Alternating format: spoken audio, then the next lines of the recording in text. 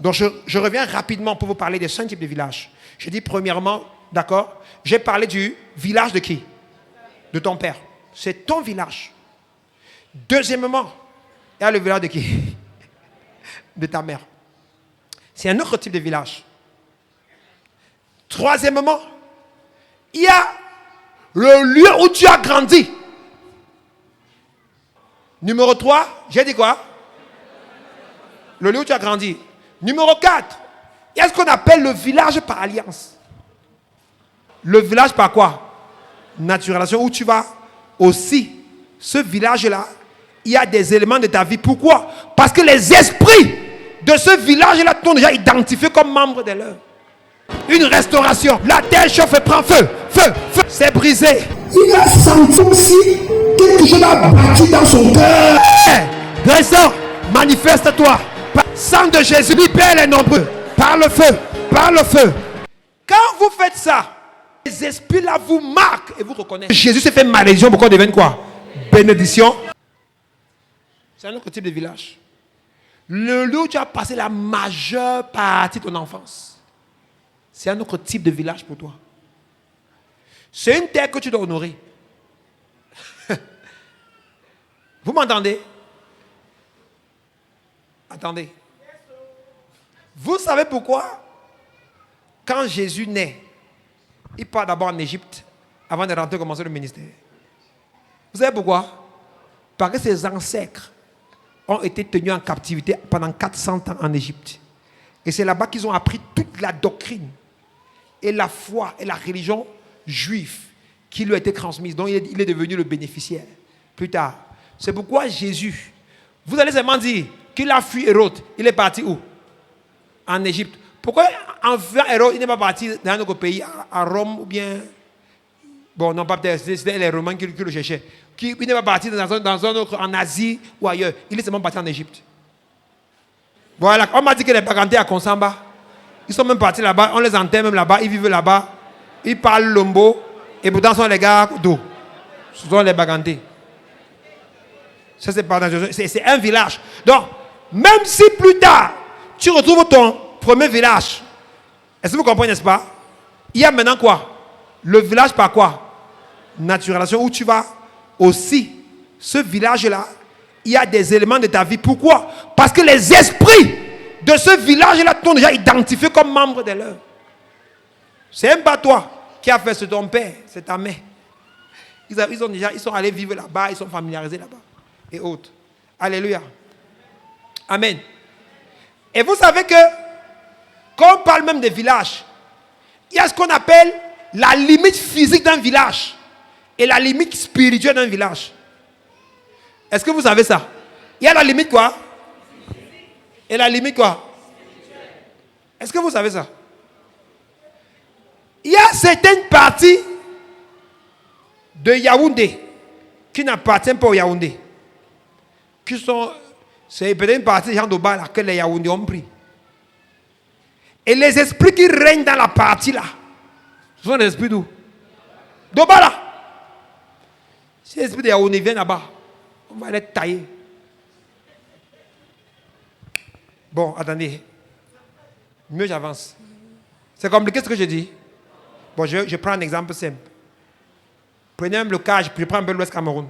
Chez les Badjoun. Il y a des parties à Badjoun. Même des lieux sacrés à Badjoun. Où aucun prêtre Badjoun et même le chef de village Badjoun ne peut pas entrer là-bas. Ce sont les territoires qu'ils ont conquis par la guerre. Et ils ont repoussé les populations par la force. Ils ont gagné la bataille physique. Mais spirituellement, le lieu sacré qui est resté là-bas est resté comme qui? Pour les premiers occupants. Quand les Badjoun passent là-bas, les esprits là font comment? Ils les foudroient. Et c'est pourquoi régulièrement, quand c'est chaud là-bas, on dit tu vas aller faire un sacrifice là-bas. Mais pour que ça fasse le sacrifice, pas au village Bawang. Chercher quelqu'un pour qu'il vienne là-bas faire quoi? Le sacrifice. Pour que le quartier dorme. Parce que souvent quand le sacrifice là se fâche, maintenant il y a seulement les bruits dans vos plafonds. Les choses dans vos villes et ainsi de suite. Alléluia. Vous avez compris ce que j'ai dit?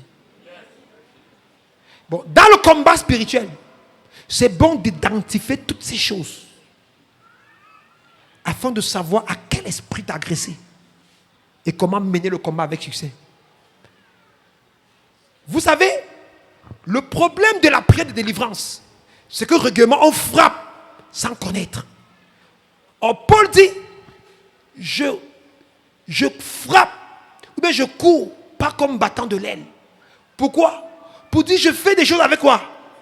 Avec précision. Vous allez voir que dans dans Acte 16, Paul marche avec une fille qui le suit et qui est possédée par un démon de serpent. On va crêter leur cas ce soir. Mince. God, je sens une petite tension ce soir-là. Amen. Je vais commencer à parler, après je vais couper, on va seulement prier. Écoutez bien. La femme suit Paul pendant 1 jour, 2 jours, 3 jours. Acte 16 à partir du verset 16. Vous pouvez le lire à la maison. Elle suit Paul. La Bible dit que Paul ne dit rien. Elle marche, elle dit, oh, ces hommes sont les serviteurs du Dieu vivant.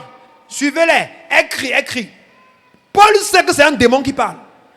Mais Paul ne délivre pas la fille. Vous savez pourquoi? Parce qu'il ne connaît pas quel démon. Il ne connaît pas son origine.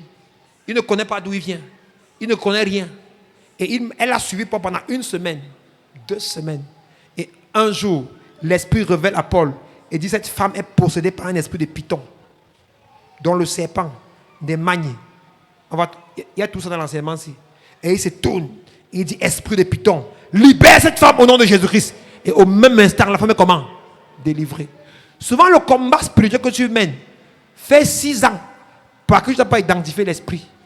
Si tu identifies l'esprit, en 10 minutes, le problème que tu as lutté pendant 20 ans est terminé.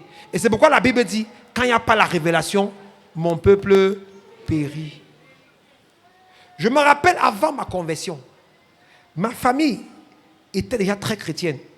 Il y avait des chrétiens dans ma famille qui priaient violemment. Est-ce que vous comprenez un peu? Mais il y avait un problème. Il n'y avait pas la révélation. Alléluia.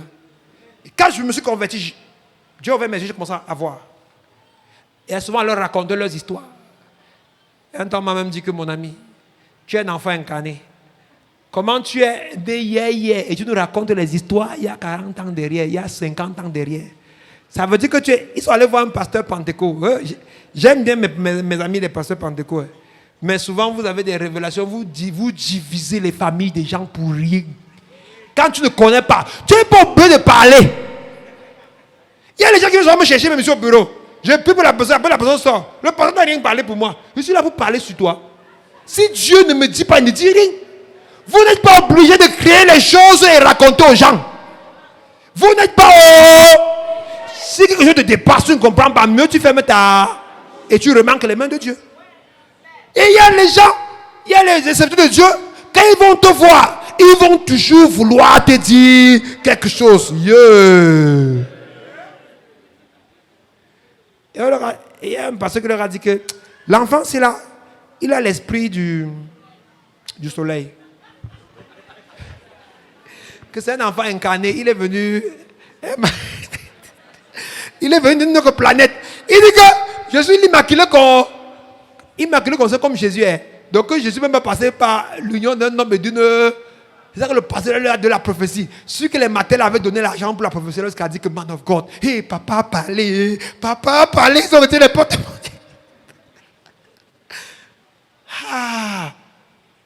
Ils m'ont seulement dit que l'enfant c'est là. Tu es, heureusement, que j'étais encadré par des bonnes mains. Le pasteur Marie-Victor Chouzan et Daddy Emmanuel Balassou, n'est-ce pas, qui étaient tous à la part de l'ONCAP. Et ils m'ont dit, mais tiens, comment Dieu donne une grâce à une famille, ils ne voient pas. N'est-ce pas? C'est la prophétie, c'est la révélation, puisque Dieu m'avait utilisé pour annoncer cette révélation qui était trop cachée, trop bénissante. Et ces choses sont accomplies. Et voilà comment j'ai eu à traverser ces moments très difficiles et autres. Mais qu'est-ce qui s'est passé? C'est qu'il y avait les révélations précises sur la famille. Vous avez tel problème à tel endroit, tel problème, tel problème, tel problème. Et maintenant, quand la famille a commencé à appliquer ça, et on a commencé à prendre des programmes de prière ensemble, on priait, on jeûnait, on priait, on jeûnait. Les problèmes de la famille ont commencé à faire comment? À se décanter. Et aujourd'hui, on n'est pas encore arrivé, mais on est beaucoup mieux qu'hier. La clé, c'est quoi? C'est quoi? Donc, c'est un problème, les morts subites, les morts prématurées, les morts générationnelles, qui est dans votre famille, les échecs de foyer, les échecs dans le travail et autres. C'est causé par ces choses-là. Ces esprits de vos villages. Je me rappelle, je vais tout parler des... Bon, je prie vraiment, je bénis les hommes d'église qu'il y a parmi vous et je prie que Dieu vous donne beaucoup de sagesse dans les prophéties. Je me rappelle, j'ai l'un de mes beaux qui est venu de Douala. Et ils sont allés, tu vois, où c'était une prophétesse ou un prophète, ils nous ont expliqué de A à Z que la femme qu'il a épousée, elle est l'origine de tous ces problèmes. Ils ont démontré que la femme là, elle est comme ça, c'est à cause d'elle que tu as fait ceci, tu as chuté, tu as fait comme ça et autres, et on t'a licencié au travail. Ils sont venus chez moi passer un jour, 2 à 3 jours parce qu'ils avaient des problèmes chez eux. Et pendant ce moment, je leur ai dit, on va un peu prier. Les gars prient avec moi, c'est vraiment pour prier parce que bon, nous les protestants d'abord là, c'est quand les gens visitent les églises de réveil parfois, ils nous voient seulement comme les... Et quand on prie, Dieu révèle. J'ai dit au gars, cette dame n'est rien dans ton problème. Ton problème vient de la maison de ton père. Et c'est un problème lié à votre concession. Non, pasteur, comment tu peux accuser ma famille, surtout les hommes? On accuse quoi? Vos familles, hein? Et même les hommes aussi, même les femmes aussi. Est-ce que des femmes, quand tu donnes une révélation, elles disent que tu l'as accusé? Au lieu de saisir la révélation et de dire, mais qui? Merci à Dieu, elle dit quoi? Et pareil pour l'homme. Mais je vous rappelle une chose. Ils ont discuté, ok, j'ai dit, ok, pas de problème. Et ses parents sont venus, on a causé, je leur ai dit aux parents, les problèmes, s'ils viennent de votre concession. On s'est mis à discuter. Et le père, quand le père avait l'âge de ce beau, il travaillait dans une banque du pays. Je crois que c'était la Biao. Et il a été licencié. Sa grande sœur travaillait dans une autre banque au Cameroun. Et quand elle a atteint le même âge que son père, elle était licenciée. Et lui, il a été licencié au même âge. Je prends un exemple. Quand son père avait 37 ans, on a fait comment? On l'a licencié de la banque. Sa grande soeur est dans la banque. Quand elle avait quel âge? On a fait comment? On l'a licencié là-bas. Et lui aussi, il travaille dans la banque. Puis c'est une assurance, mais filiale d'une banque. Et qu'il avait quel âge? 47 ans, on a fait comment? Je vous pose la question, même quand tu es bête, tu vas encore accuser la femme. Est-ce que vous comprenez? Donc, vos batailles durent souvent parce que vous identifiez le mauvais problème et la mauvaise source. Et vous attaquez la source qui n'est pas. Au lieu de faire comment? D'attaquer la source avec précision. Amen. Et quand je leur ai dit ça, ils ont été têtus. Ils n'ont pas suivi ce que j'ai dit qu'ils suivent. Alléluia. Et je ne crois pas que jusqu'à aujourd'hui le problème a changé. Parce que jusqu'à aujourd'hui, il est toujours au chômage. Vous savez pourquoi? Parce que vous n'aimez pas comme vous dites quoi? Et vous n'aimez pas. Et mon peuple périt faute de quoi? Un programme d'enseignement comme ceci. Depuis que j'arrête de vous enseigner, c'est ce qu'on appelle les révélations, les prophéties que je vous donne. Sur vos villages, vos concessions. Plus vous allez comprendre ces choses-là, mieux vous allez les appliquer dans vos concessions. Et les choses vont faire comment? Les choses vont changer. Ça va forcément... Il n'y a pas d'après-près. Ça va faire comment? Ça va obligatoirement changer. Amen. Ok. Donc, c'était les différents types de villages là-bas. Bon. Je pense que j'ai terminé avec les différents types de villages. Bon. Maintenant, il y a un dernier type de village. qui est aussi, la naturalisation, c'est en deux parties. Il y a les gens qu'on a chassés de leur village. Et ils sont partis dans notre village. Les parents sont allés s'installer dans notre village. Vous êtes là-bas. Mais parfois, si vous vous informez sur votre histoire, on va dire que peut-être ton arrière-grand-père avait tué quelqu'un. Ou bien fait la sorcellerie au village et on l'a chassé. Et il y a les villages qui sont réputés d'accueillir les personnes. À l'époque, il y avait des villages comme ça. Vous les connaissez, non? Voilà, je ne vais pas vous dire. Donc, si vous êtes dans ces villages-là, vous devez chercher. Si c'est à votre village, pour voir si ta présence dans ce village-là, c'est quoi? C'est une présence comment? Tu es là-bas de façon... ouais, le français me dépasse. Si c'est vraiment ton village d'origine, ou si c'est un village qui t'a adopté. Et il y a ça. Donc vous devez distinguer ces 5 types de villages. Amen. Je voulais poser la base pour que nous comprenions la suite. Mais n'oublions pas, le principal, c'est quel village? De ton père. Point final. Amen. Bon. Ok. Let me look at my tongue. My God.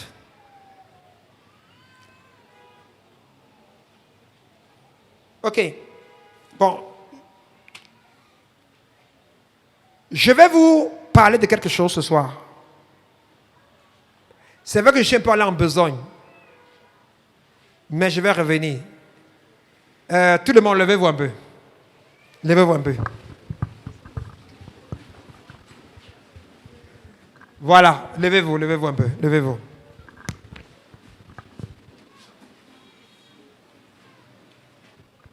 Merci, asseyez-vous encore, ça va.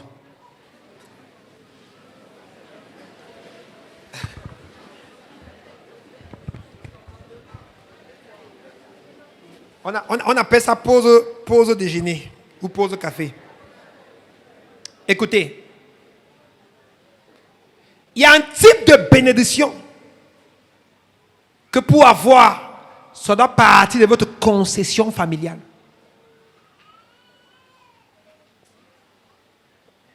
Je vous ai pris le cas de Jésus hier, qui va au désert. Quand il sort du désert, il va d'abord dans leur canton, dans sa région. Alléluia. En Galilée. Et par la suite, il s'installe à Capernaum. Et il fait un tour à Nazareth. Avant d'aller faire le tour. C'est là-bas qu'il allait commencer. Il y a un type de grâce que pour recevoir, ça part de votre constitution familiale. Je vais prendre un exemple simple. Mettons 1 Samuel 16, verset 13. 1 Samuel 16, verset 13. David doit devenir roi. Pour devenir roi, on doit l'oindre. Qu'est-ce que Dieu fait? Dieu envoie le prophète Samuel. Où? Dans la concession familiale de qui? De David.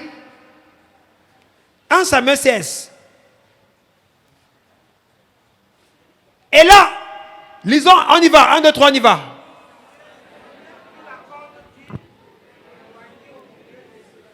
Au milieu de qui?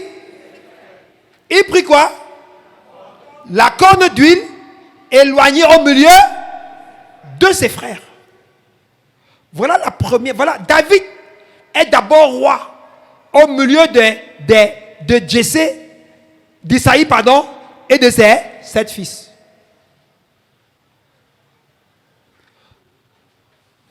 Pour vous dire quel est le niveau de royauté qui commence dans votre concession familiale. Ok. Deuxième niveau de royauté. Prenons 2 Samuel 2, verset 4a. Ici, maintenant, c'est la région d'origine de David qui lui donne l'onction pour devenir roi. Je prends un cas. Tu es Yaoundé. Et à Yaoundé, tu es chez Même en Tangana ou bien les Itoudji.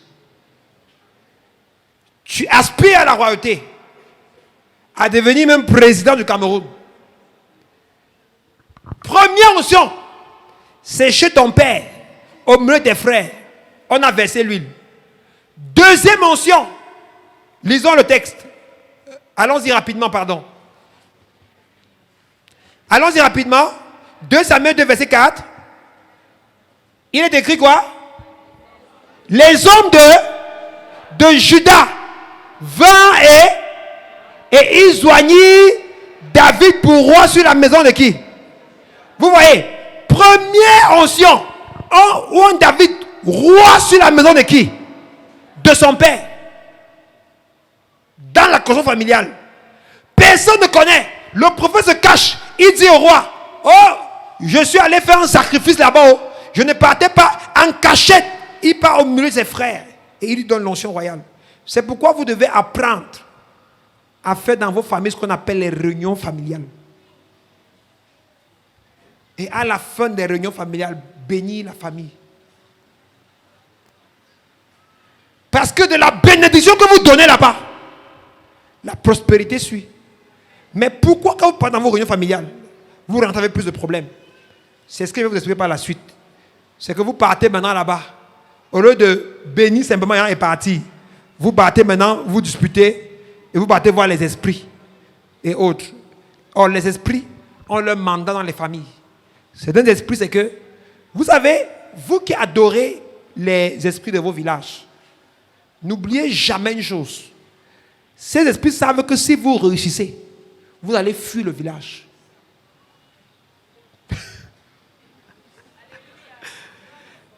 Et c'est la raison pour laquelle ils doivent toujours tout faire pour que vous fassiez comment?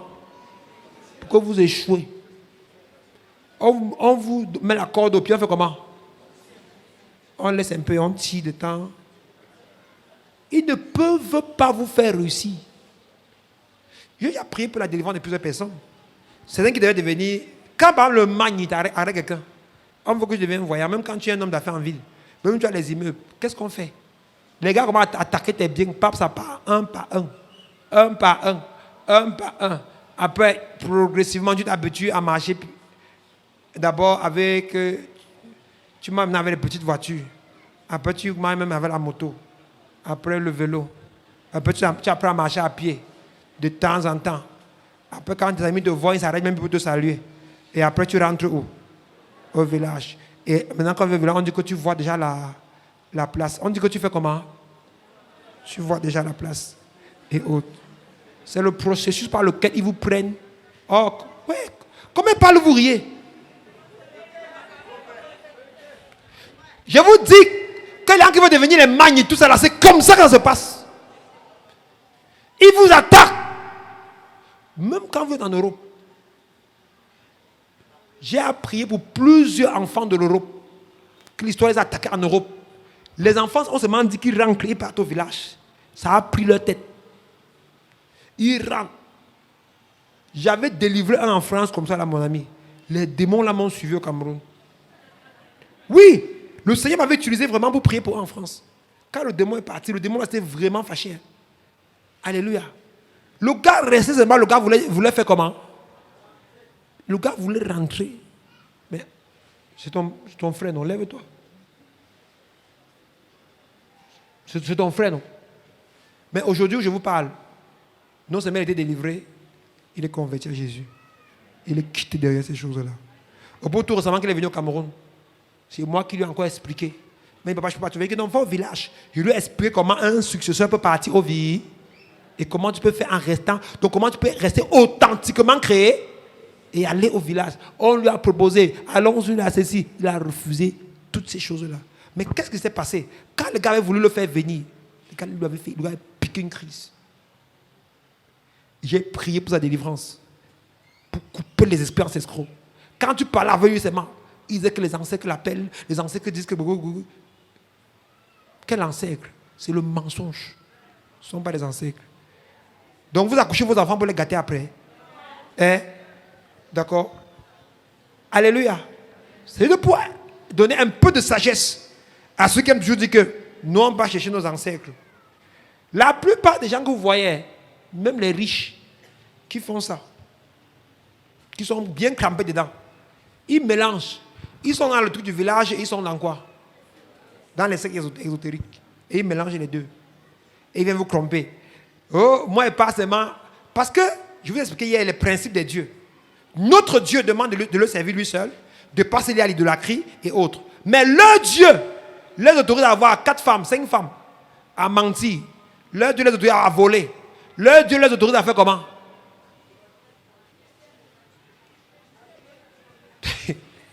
Non, mais à tuer. Je ne sais pas si les dieux du village demandent de tuer les gens. Mais c'est quand même qu'il y a les gens qui sont les grands notables. Et c'est eux qui dorment dans les lieux sacrés. Mais eux tuent les gens. Ils font des rituels. Mais c'est eux qui vont dans les lieux sacrés. Donc, dans leur milieu, c'est autorisé. On peut faire plusieurs Allah. Mais en Christ, on ne peut pas servir 2 maîtres Allah. Sinon, ce sont les faux. Quand vous les voyez, l'église, ils viennent s'asseoir dans les premiers bancs, ils viennent faire comme des tours. Ce sont les gens, quand vous voyez dans les loges, ils viennent s'asseoir à l'église.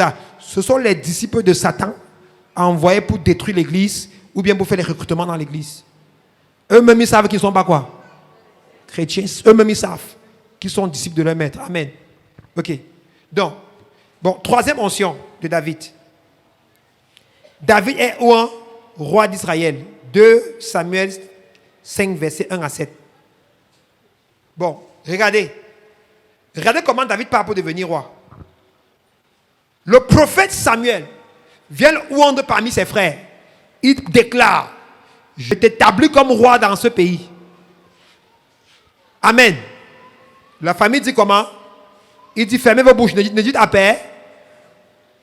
Après, le temps évolue. Les gens de la région de David, donc comme vous voyez que du centre, les gens du centre se rassemblent et viennent voir David pour faire comment? Éloigne encore comme roi. Il devient roi sur quoi? Sur le centre. Et maintenant, pour terminer, les gens du Cameroun, donc de tout Israël, se rassemblent et viennent dire à David quoi? Tu es notre roi. Et vous allez voir que c'est l'une des raisons pour laquelle la royauté de David a été la plus solide en Israël. Parce que la bénédiction est partie d'où? De la concession quoi? Familiale. Pour arriver au sommet.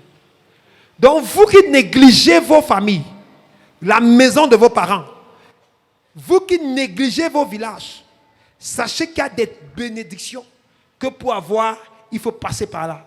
Je vous ai parlé de Paul. Comme il est parti à Jérusalem, il partait constamment se ressourcer à Jérusalem avant de partir en mission. Je vous ai parlé de qui? De Jésus. Je vous ai parlé de Daniel, qui priait en faisant comment? En ouvrant la fenêtre sur quoi? Sur Jérusalem. Je vous ai parlé de David, qui a été où en haut? Dans la concession familiale. Parce que notre thème parle de la concession familiale. Amen. Et c'est à partir de là qu'il a commencé à grandir pour devenir roi. Amen.